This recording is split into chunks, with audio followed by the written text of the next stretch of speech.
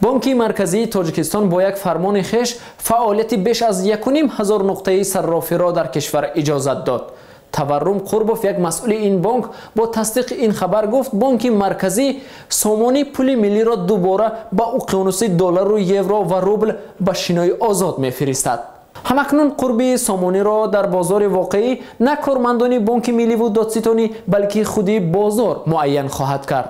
صرافان این اقدام بانک مرکزی را با خوشی استقبال گرفته اعلان داشتند که در روز نخستین کارشان به هر یک مشتری یک تای شکلات های استحصال خودی تقدیم میکنند. چون که شرکت های بزرگ استحصال شکلات سنیکرز و مرس کارگاه های عظیم خویش را به تاجیکستان کوچ دادند.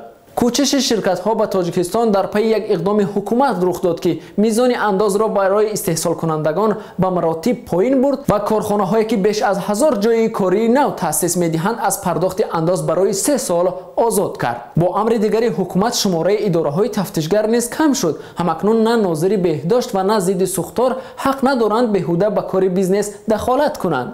با بکار در آمدن کارخانه های عظیم حیات تلخ و سنگین صدها مهاجر کاری سابق به اصطلاح با شکلات تبدیل یافت. ایجاد شدن هزاران جای کاری نو در داخل کشور حتی ضرورت بودن برخی از نهادهای دولت را از بین برده است. مردم پرست غمخوار و وکیل بخش مالیه و اداره دولت پارلمان در جلسه اخیر مجلس پیشنهاد کرد که صفی مهاجران کاری تاجیک بنابر آمارهای اخیر از 1000 نفر زیاد نیست و از این رو ضرورت برای بودن خدمات مهاجرت باقی نمانده است. این وکیل مجلس گفت بهتر است این نهاد برهم خورد و پولی از این حساب صرف شده بودجه برای بالا بردن معاش معلمان و دکتران روانه شود. در حالی که وکیلان پارلمان در مجلس در مورد ضرورت بودن و یا نبودن خدمات مهاجرت بحث می‌کردند، شرکت بخت تاجیک خبر داد که آخرین چرخه نیروگاه راغون به کار درآمد و زمستان امسال لیمیت برق از بین خواهد رفت.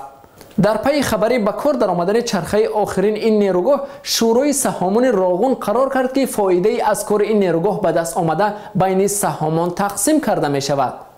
با پخش این خبر در رسانه ها ساکنان به تگارو کردن صندوق ها پرداختند که سهمیه های به باد فراموشی رفته راغون در داخل آن خوابیدند. خبری به انجام رسیدن ساختمان نیروگاه راغون نه تنها در داخل صندوق ها شور را به پا خزاند، بلکه بینای بیرجه گلاباد دوشنبه را به یک بارگی سیر آدم و شلوغ کرد. قیمت سهمیه های راغون در این بیرجه تا به حد گران شد که اگر معلمه مستر یک سهمیه را که دیرکتور مکتب زوراً به او به جای معاشش داده بود اگر بفروشد، می تواند از مرکز دوشنبه منزلی یک حجرگی بخرد. یک قریب خودم به همین گپان باور کنم.